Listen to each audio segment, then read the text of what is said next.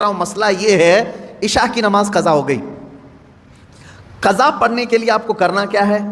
17 رکعت پوری قضا نہیں پڑھیں گے آپ, 4 فرض اور 3 وتر. مسئلہ تو یہی ہے نا.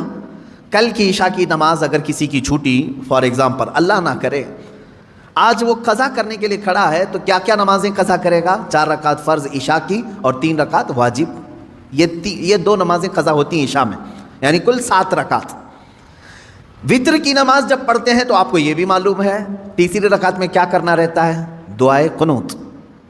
حنفی جتنے بھی ہیں پیروکار ان کو معلوم ہے تیسری رکعت میں جب ہم کھڑے ہوتے ہیں سورہ فاتحہ اور سورہ پڑھنے کے بعد ہاتھ چھوڑ کر پھر دوبارہ تکبیر باندھتے ہیں اور دعائے قنوت پڑھتے ہیں, ہے نا؟ آج بھی عشاء کی نماز پڑھیں آپ تو پڑھے ہوں گے نا دعائے قنوت. 3 واجب الوتر کی جو نماز ہے اس کی آخری رکعت میں دعائے قنوت پڑھا جاتا ہے. لیکن جب قضا نماز پڑھ رہے ہیں آپ, کل کی عشاء کی قضا پڑھنے آئے, 4 رکعت فرض پڑھ لیا, کسی کو نہیں معلوم قضا پڑھ لیا آپ نے سنت کی جگہ, 3 رکعت وتر پڑھ رہے تھے.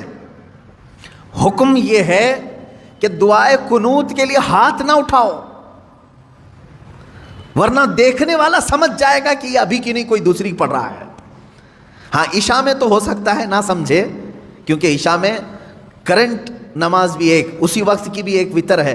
ظہر کے وقت اگر کوئی عشاء کی قضا کر رہا تھا تو ظاہر سی بات ہے تیسری رکعت میں جب وہ کھڑا ہو کر کے ہاتھ اٹھائے گا تو جو دیکھے گا وہ سمجھ جائے گا کہ یہ وتر ظہر میں کیوں پڑھ رہا ہے, وتر ظہر میں کیوں پڑھ رہا ہے.